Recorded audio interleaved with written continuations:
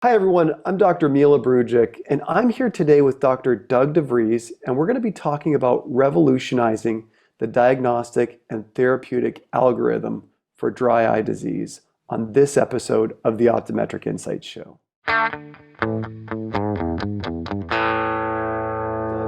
Thank you for being with us. Truly appreciate it. I don't think there's a soul in optometry that doesn't know who Doug Devries is. I remember the first time I met you, it was back in 2005. It was actually at a meeting, and you gave, arguably to this day, one of the most pivotal discussions on dry eye, where the need is, and why we as optometry really kind of need to embrace this opportunity to help our patients. So I still to this day remember that lecture. I remember having dinner with you that evening. But Doug, give the audience a little bit more of a background on yourself. Tell us a little bit about your practice background and really kind of what your focus is. Sure. And Mila, I actually remember that as well because it was in Napa, California. And it was a great. great setting, and it was a lot of fun. The rules were a little different then, so you could really have a lot of interaction with people, and it was a lot of fun. Well, my background goes really in forming an optometric referral center, and it's been 29 years ago that I did that. And then as we were doing volume cataract, we started into refractive surgery. And one of the things that happened then is we were running into all these LASIK patients that were having all this problem with dry eye. And it was just starting to come out because, the majority of patients that were having the procedures were becoming contact lens intolerant. So that's where they gravitated. Well, that's the last people we needed to operate on, but we didn't know that. And so my partner came to me and he said, "Hey, Doug," he said, "we need to figure out this dry eye thing and what's going on in industry." And he goes, "By we, I mean you, because I'm in the operating room, so you got to figure it out." And so that's how I happened to get involved all these years ago, and just found it fascinating, all the multiple underlying etiologies that create this problem. It is interesting, Doug. So I just go back to why I started this passion for dry eye disease, and it was out of necessity. It was born out of necessity. It was 2005. A patient came back because they thought their glasses were incorrect. At that point, we're talking 2005, so the diagnostic tools that we had at the time were minimal. I put fluorescein on the eye, so the tear film breakup time was reduced to almost like immediate, and there was corneal staining. And we had one prescription product at the time, but we could at least provide treatment for the patient. And I just remember not wanting people to leave my office feeling like they got an incorrect pair of glasses or prescription. So I just incorporated that kind of mindset into every patient. We got to rule this out so that we have optimal outcomes. And it almost sounds like it was born kind of out of similar necessity. You guys wanted the best outcomes. You saw this as kind of a thing that you had to make sure you were focusing on. But boy, Doug, fast forward to today, you have to be, especially if you were working with post-LASIK dryness, you have to be just amazed at the plethora of diagnostics and therapeutics that we have available. Oh, it really is. Our diagnostics before, in 97, 98, when we were working with these LASIK patients, was basic topography is what we had, and then some fluorescein. That's all we had. Now, fluorescein is still an integral part of that, but that's when the damage has already been done. But the topographer would pick up mild imperfections in that tear film and showed up as irregular topography. And we'd have our technicians label with tears, without tears. So I would know when I was looking at these patients whether or not we had to supplement just to get an accurate topography. Yeah, it's unbelievable how much of a screening tool that is. Now, Doug, here's one of the challenges that I perceive, and please tell me if you're seeing the same thing. So, when we go to these meetings and we interact with colleagues, there's so much now in the dry eye space, it seems like, and it's evolved so quickly. Do you find that there's this kind of almost confusion because we now have like too much in the space? Well, I think we have too much and not enough definition. We have so much and coming from so many different angles, but that just proves the point of the multiple underlying etiologies, that you can attack things from so many different angles because those comorbidities exist with that dry eye patient. So no, I completely agree. It's very, very confusing at this particular point. So now, Doug, I understand that you're kind of working on something that's a pretty elaborate algorithm that's going to give clinicians a little bit more guidance and a little bit more direction on this. Because again, listen, you walk through any of the either virtual or real exhibit halls or in-person exhibit halls, and you see how much has gone into understanding the ocular surface better with dry eye disease patients. But again, it can get confusing. We've kind of evolved through this system, but again, you're working on something really, really cool here, Doug, a really kind of neat algorithm. Share with the audience a little bit more on what you're working on and really what the intent behind this is.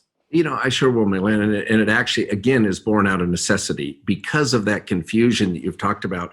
And practitioners really saying, okay, where do I start? What do I do? What do I test? What do I look at? So I've been working with Paul Karpecki, and we've been actually working on this, putting together an algorithm that is electronically based. Because if you take a look at any of the paper algorithms, I mean, as much dry as you treat, and you look at one of those paper algorithms, and it can be very confusing. Where do you go here? Where do you branch off from here? So we decided we had to do this electronically, and we've created something that is very close to commercialization at this point, that is called Optometric Resources, where it's actually a paint by numbers guide. So we have the images of what you should look at with the patient, identify the eye that you're looking at in the slit lamp with what's on the screen for grading, and it'll work down. It'll talk about different systemic, different conditions. And then at that point, when you've gone through the tests that you have available, you hit the tab of get results, and it will go through and give you both therapeutic and over-the-counter recommendations. And then it doesn't stop there, because as you know, one of the big keys to compliance is making sure the patient gets the right thing. So what it does at that point, it actually places an order for the patient that's delivered to their doorstep in about 3 days for compliance reasons in the appropriate quantity, so they can get you to the next visit. And then the next visit comes in, everything is preloaded from what you did. You look at the improvements, you look at the stagnation, and then it goes to the next level of treatment. So to help the clinician out to say, here's where I start, and then here's where I go if we're not getting the improvement, and then here's where we go if we're getting improvement, and how we back off. My philosophy has always been, I tell the patients, I'm going to have you on the least amount of treatment that keeps your condition at a stable level.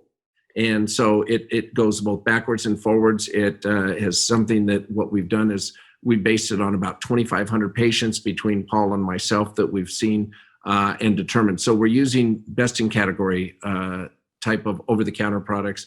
And then the recommendations, there's still going to be doctor decisions to be made on, do you want to use a cyclosporin? Do you want to use an LFA1 antagonist? Do you want to use get into a low-dose steroid? And so it'll still put some choices there, but it'll give guidance, and it'll really help that clinician.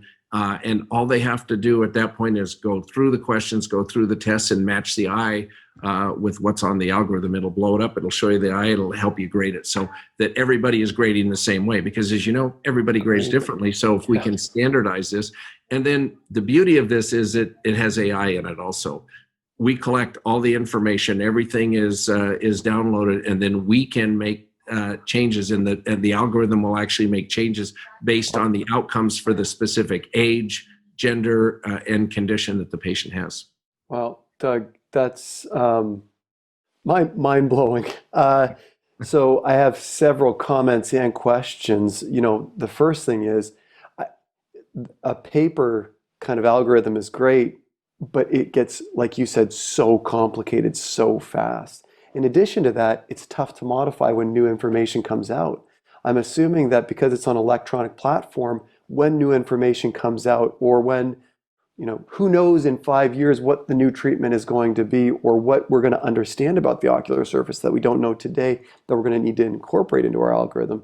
I'm assuming that you guys will just be able to put it in the back end. You'll be able to feed it into the system so that Actually, that's a great point. What happens is, as the algorithm changes, when the clinician turns it on in the morning, they will get the most current version, because it's all cloud-based. So they will get that, and also all that information is fed back to our central computers, so that we can have not 2,500 patients, but we can have 25,000 patients. We can have 100,000 patients to base results on. So it really is exciting that we can update this. Somebody doesn't have to say, well, update the program. They turn it on, and they get the most current algorithm for that. And Doug, what's the interface look like? Like, is it going to be another computer screen in the exam room? Is it going to be an iPad? Like, what's that going to look like? Well, it actually is because it also incorporates a diagnostic test with it in relate to exposure and blinks. It actually will be an expanded handheld type of tablet encased in a device that a patient can hold and actually go through a diagnostic test that information automatically gets fed into the algorithm because we're seeing so much in the world in the problematic video displays and light emitting displays and how much that it actually captures some real information, shows the importance of what the patient is doing, and then that gets it fed into the algorithm as well. That's great, Doug. So remind me again how you have the time to do all the other stuff that you're doing in addition to this. I Wow, still Doug, practice full time. that's fantastic, Doug. It's remarkable to hear, and I think a tool like this is going to be really, really well embraced by the profession. I think you know it's so difficult to standardize things, but I think this is really kind of the future of what we're going to see, and incorporating AI into it to help modify what those treatment protocols are going to be today, tomorrow, and in the future, whatever that might be. I think that's just kind of the coolest thing about it. Doug, anything else you want to add about ophthalmic resources? We're just on the cusp of actually working with some major players in the space that are going to help get it commercialized and get it out and be able to talk about it. So we should have an announcement right around Vision Expo East, which is going to be held in Orlando.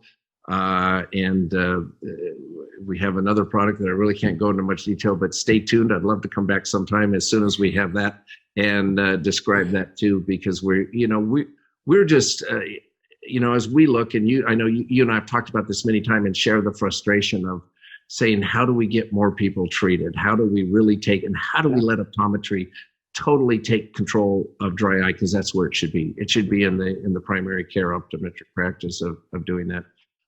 So we enjoy working, enjoy teaching on this, and we're just going to have a lot of fun when this rolls out. Doug, I couldn't agree with you more. I'm looking forward to the resource. I know that you've put a lot of time and effort and sweat equity into this thing. So I know it's going to be good. If it's coming from Doug Devries, I know it's going to be quality. Doug, thank you for being on the show, and thank you, audience, for joining us on this episode of the Optometric Insights Show. Thank you, Mila. I really appreciate the opportunity to talk to you. It's always a pleasure.